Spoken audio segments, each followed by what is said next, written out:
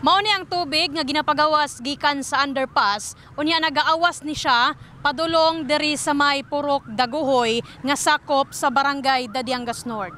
Imbis malipay, naperwesyo ang mga residente sa Purok 1, Daguhoy, Barangay Dadiangas North, Jensan. Tungod sa nadilatar nga underpass project sa National Highway, gumikan sila ang tumang naapektuhan niini. Sumala pa ni Bebot Labrador, kaniadtong Hunyo 10 asa mibundak ang kusog nga ulan og napunduhan og tubig ang underpass, ang gipaawas nga tubig ulan gikan sa lugar. Miadto kini sa ilahang agianan og nanulod sa ilahang mga panimalay. Dako kayong problema ma'am kay diri ra ba entrance ra ba ni ako ang balay una gyud iguon sa tubig nya og kanang naang maabot na kay musulod naman sa lote sa gate. Mao nang among ginaproblemahan ani og dili po nila istapon na kami kaluluoy diri. Si kaso ang mga naay katungod diri para okay ang dalan diri. Nagaling lang wala man lagi kita man gud ang opisyal diri wala man lagi si kaso.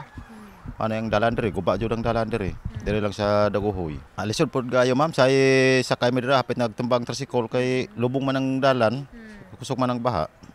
Ikan dira sa katong giayo nila nga dalan. Aron mahatagan og solusyon ang problema sa lugar, nakig-alayon na ang Barangay Council sa Dadiangas North sa kontraktor sa proyekto aron mapangandaman kung ugaling mapondohan na sabog tubig ulan ang underpass. So dito ginahanok dagan kay katong mga karaang kanal is na-condemn naman to.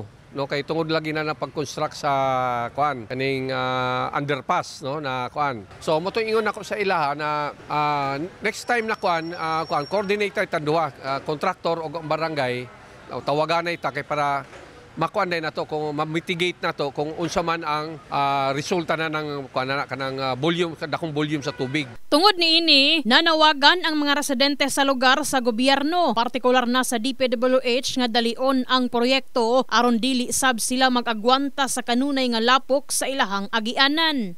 Ay mas maayo unta og ila puntang dali-dalion pod kay na may kontrata na nila di ba og pila ka tuig. Mas maayo unta og tuloy-tuloy na para tanan sa mga sakyan hindi na po magproblema. Kay perting lisuran taon mga tricycle, mamidpit ang kilid. Nya lubak-lubak pa gyud ang dalan, nya ang ilang tubig ilabay pa gyud sa amo di antos na lang taon mi antot kano sa kana mahuman. In the heart of changing lives kini si Brigada Ena Mimugpon, Brigada News.